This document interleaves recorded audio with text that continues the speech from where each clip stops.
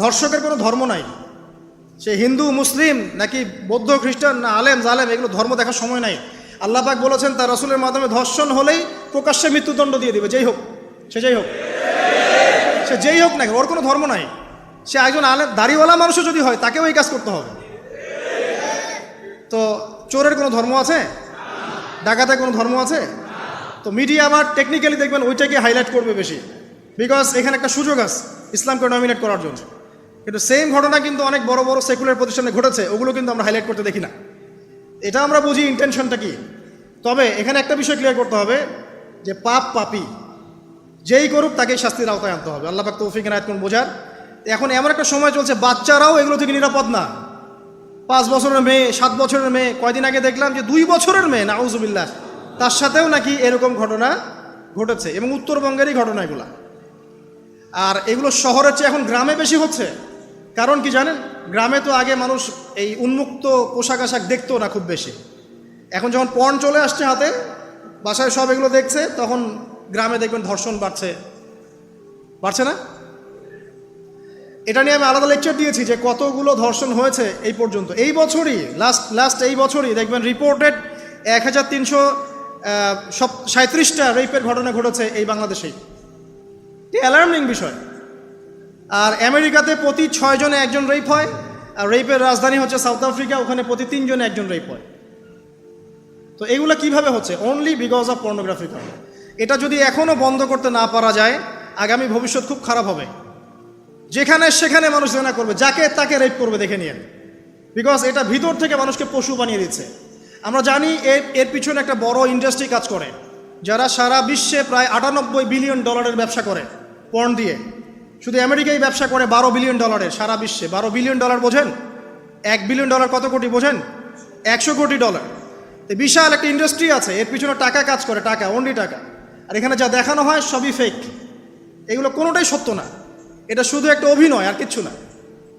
তো এটা দিয়ে পুরো স্পেশালি মুসলিম যুবকদের ভিতরে এমন একটা পশুত্ব ঢুকে দেওয়া হয়েছে যে জেনা, ধর্ষণ, বেহায়াপনা এগুলো বাড়তেই আছে দিন দিন। এটা না কমানো গেলে এবং আইনের সুশাসন নিশ্চিত করা না গেলে ধর্ষণ কমবে না, জেনা কমবে না, ইফটিজিংও কমবে না, মেয়েদের অধিকারও আর আদায় করা সম্ভব হবে না। এটা আমার মত। বাকিটা আপনারা ভেবে দেখেন। আপনারা অনেক বিজ্ঞ মানুষ আছেন, ভেবে দেখেন কি করলে এগুলো কমবে। যদি না ভাবি, আল্লাহ পাক কি করবেন জানেন? একটা হাদিস বলি খালি।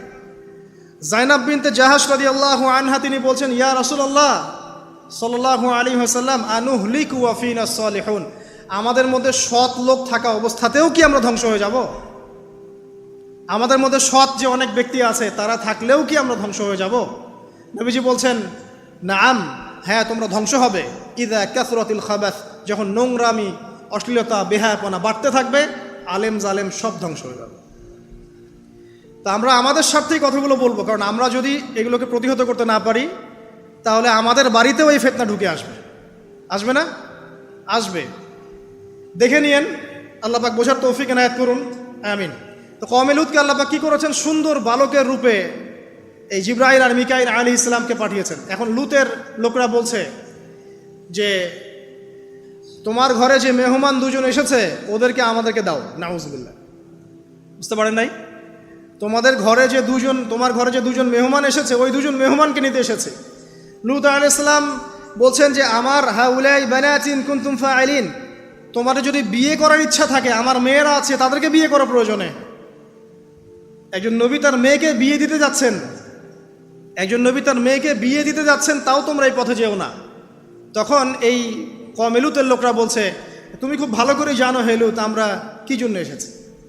তখন তিনি বলছেন, আলাইসা মিনকুম রাজুলুন রশিদ, তোমাদের মধ্যে কি একজনও ভালো মানুষ নাই? এরপরে আল্লাহর আযাব আসলো। লূত আলাইহিস সালাম এবং তার স্ত্রী চলে যাচ্ছেন। তার স্ত্রী কিন্তু আবার ঈমানদার ছিলেন না, সে পিছনে ফিরে বারবার দেখছে। নূহ আলাইহিস সালামের স্ত্রী যেমন ঈমানদার ছিলেন না, লূত আলাইহিস সালামের স্ত্রীও তেমনি ঈমানদার ছিলেন না। নবীর স্ত্রী হওয়া সত্ত্বেও তারা কিন্তু জাহান্নামে যাবে, নাউজুবিল্লাহ। কওমে লূতকে এভাবে ফেরেশতার পাখা দিয়ে ওই পুরো জায়গাটাকে উঠিয়ে নিয়ে মাটিতে আবার ধসিয়ে দেওয়া হয়েছে। এই জায়গাটা এখন নিদর্শন হয়ে আছে। জর্ডানের পাশে দেখবেন ওই যে ডেড সি, একটা মৃত সাগর আছে না, ওইটা ছিল সেই জায়গা। এখানে সাদুম গোত্র থাকতো। সাদুম, এই কওমের নাম ছিল সাদুম। এরা সমকামী ছিল। আমি আপনাদেরকে জানিয়ে রাখি যে আমি যেহেতু আখিরুজ্জামান স্টাডি করেছি বা করছি, এখনও কিন্তু 3টা বড় বড় ভূমিকম্প আসা বাকি আছে। নবী করিম সাল্লাল্লাহু আলাইহি ওয়াসাল্লাম একদিন মসজিদের সামনে দিয়ে যাচ্ছেন, সাহাবীরা ভিতরে বসে আছে। সাহাবীরা কোন একটা বিষয়ে কথোপকথন করছেন। নবী করিম সাল্লাল্লাহু আলাইহি ওয়াসাল্লাম জিজ্ঞাসা করলেন, তোমরা কি নিয়ে কথাবার্তা বলছো? সাহাবীরা বললেন যে আমরা কিয়ামতের আলামতগুলো নিয়ে কথা বলছিলাম।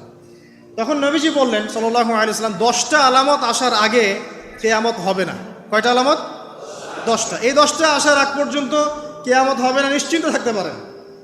কিন্তু এই 10টা কবে চলে আসবে এর কোনো গ্যারান্টি আছে? নাই। তার প্রথমটা হচ্ছে দাজ্জাল, মাসিহুদ দাজ্জাল মানুষের রূপে বের হবে।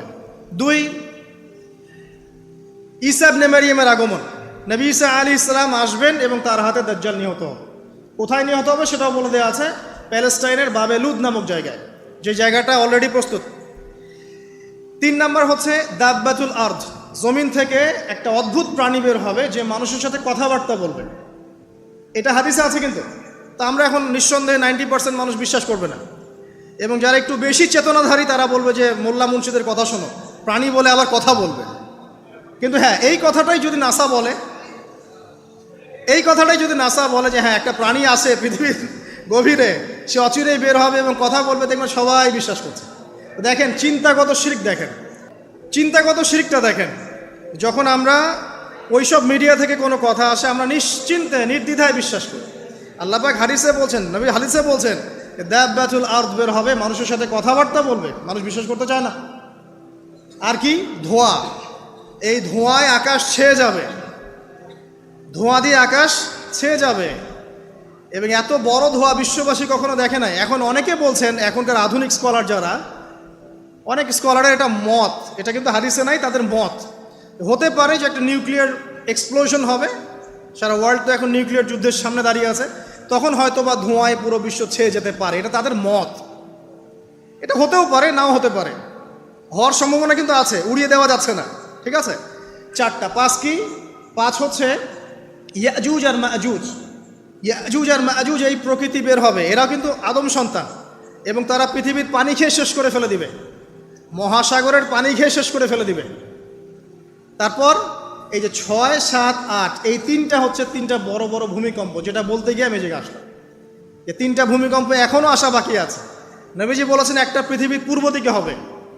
পূর্ব দিক কোন দিক? এই যে Indonesia, Malaysia, Bangladesh, Pakistan, Myanmar, আপনার শ্রীলঙ্কা, এই পুরো কন্টিনেন্ট পূর্ব দিক, পৃথিবীর পূর্ব দিক। কোন কান্ট্রি এটা তো বলা হয় নাই, পূর্ব দিক বলা হয়েছে। এবং এখানে ভূমিকম্প বলা হচ্ছে না, বলা হচ্ছে ভূমি ধসে যাবে, মানে পুরো ভূমিটা নিচে চলে যাবে। এখন যারা এগুলো নিয়ে গবেষণা করেন তারাও কিন্তু সেম কথাই বলছেন, খেয়াল করে দেখেন। তারা হয়তো বিজ্ঞান দিয়ে ব্যাখ্যা করছেন, কিন্তু হাদিসে কিন্তু এটা বলা আছে। আরেকটা হচ্ছে পৃথিবীর পশ্চিম দিকে। আর পশ্চিম দিকে কেন হবে জানেন? সমকামিতার কারণে, সুদের কারণে, জেনার কারণে, পর্নোগ্রাফির কারণে, এবং সারা বিশ্বকে তারা যে জুলুমটা করছে, এই জুলুমের প্রতিফল হিসেবে আল্লাহ পাক ধসিয়ে দিবে। এর কোনো অস্তিত্বই থাকবে না। এখন মনে হচ্ছে না যে পুরো সারা ওয়ার্ল্ডকে রুল করছে, অস্তিত্বই থাকবে না, ভূমিধস।